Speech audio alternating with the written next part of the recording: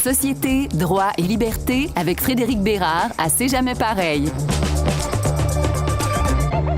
Et oui, la campagne électorale bat son plein depuis dimanche et les fils de presse ne dérougissent pas avec l'avalanche de promesses et d'engagements. Qu'est-ce que ça laisse présager par la suite et les partis politiques vont-ils réussir à rejoindre les électeurs? De grandes questions ce matin pour Frédéric Bérard. Bonjour. Salut! On va plus aller dans les humeurs de campagne. Tout d'abord, depuis 4 jours, là, c'était une avalanche, une pluie, une averse d'annonces, des baisses d'impôts par-ci, des promesses de chèques par-là. Qu'est-ce que tu penses de tout ça? Wow, ça va vite, hein? Il restera plus grand sou dans les coffres à la fin de la campagne à cette vitesse-là. Écoute, les baisses d'impôts, ça c'est un peu classique. Maintenant, tous les partis sont sautés là-dessus. Est-ce que vraiment les Québécois souhaitent à ce point-là des baisses d'impôts au moment où on se parle? Moi, je sais pas. J'ai plutôt l'impression que les Québécois souhaiteraient qu'on investisse intelligemment, par exemple, dans des écoles où il y a des champignons, par exemple, dans une certaine ventilation, par exemple, dans des soins de santé qui ont de l'allure aussi. Et là, évidemment, la nomenclature pourrait être excessivement longue. Donc, qui s'obsède vraiment des baisses d'impôts au moment où on se parle? Sérieux, peut-être que je fréquente pas les électeurs québécois de manière générale, mais moi, je ne sens pas ça chez mes amis et mes connaissances. Ça, c'est un.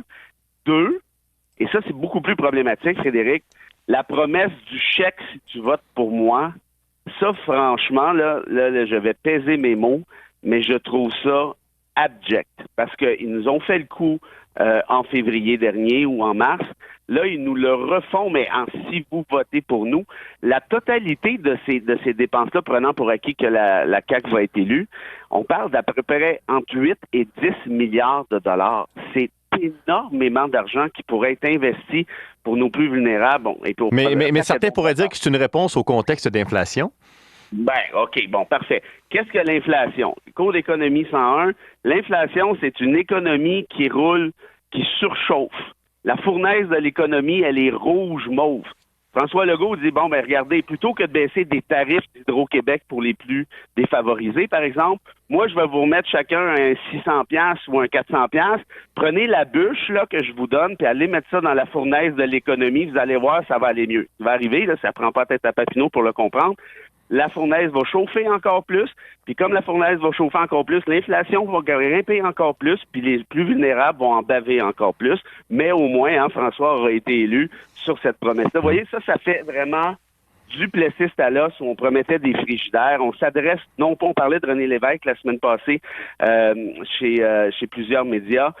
Vois-tu, ça pour moi, là, René Lévesque n'aurait jamais osé s'abaisser à ça parce que ça s'appelle s'adresser non pas à l'intelligence des gens, mais à leurs instincts, disons, les plus primaires. On va y revenir à René Lévesque avec cette caricature de la Gazette en fin de chronique. On se garde ça pour le dessert, Frédéric Bérard. Est-ce qu'on peut s'attendre, on va être idéaliste ce matin, OK? On va rêver ensemble.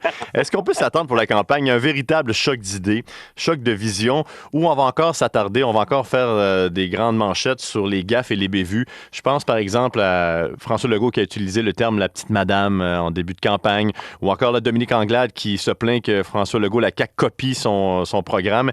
Est-ce qu'on va encore tomber dans nos vieilles rengaines où on va vraiment s'attarder à des chocs d'idées? Tu sais qu'il y a un aphorisme qui dit qu'on a les gouvernements qu'on mérite. Je ne sais pas à quel point c'est vrai, mais je pense pas que ce soit faux à 1000% non plus. Est-ce que les politiciens nous donnent un peu ce que l'on souhaite, en partie? Je pense que oui. C'est peut-être un peu de notre faute au final, et là j'inclus les médias, on en fait partie de manière très générale, les médias traditionnels, les médias sociaux à beaucoup plus forte raison évidemment. On cherche souvent une certaine facilité, on cherche souvent le sensationnalisme, le spectacle, l'image, particulièrement, je me répète, depuis ces mêmes réseaux sociaux-là, qui sont venus galvaniser la forme beaucoup plus que le fond. Or, là, on en est quoi? Au 4e jour, je crois, tu le disais tout à l'heure. Oui. Les seules idées, si on peut appeler ça des idées que j'ai vues, c'est des baisses d'impôts et des chèques garochés à bout de bras. Ça, pour moi, je suis désolé, mais c'est pas du gros contenu jusqu'à maintenant. Et ce qui est dommage aussi, Frédéric, peut-être qui est le plus dommage et peut-être le plus grave, c'est que l'ensemble des 5 partis, ou presque, se garochent vers le centre. vers l'espèce de clientélisme. Où est la majorité de l'électorat? Alors, je vais essayer de plaire à cette même majorité-là. Et de ce fait-là, même des partis, disons, de gauche comme Québec solidaire, trahissent en quelque sorte leurs convictions en disant non, nous aussi, on promet des baisses d'impôts, mais c'est parce que ça ne cadre pas du tout avec l'idéologie proclamée. Donc, en d'autres termes, il y a une espèce d'uniformité de ces mêmes partis-là, et ceci fait en sorte que, un, on refuse de débattre de contenu sérieusement, et de deux, comme tu disais, de manière sous-entendue, c'est que la forme l'emporte très facilement. Tu l'as mentionné, 5 partis pour cette campagne, 5 partis qui partent avec, disons, de bonnes ressources, un bon fond.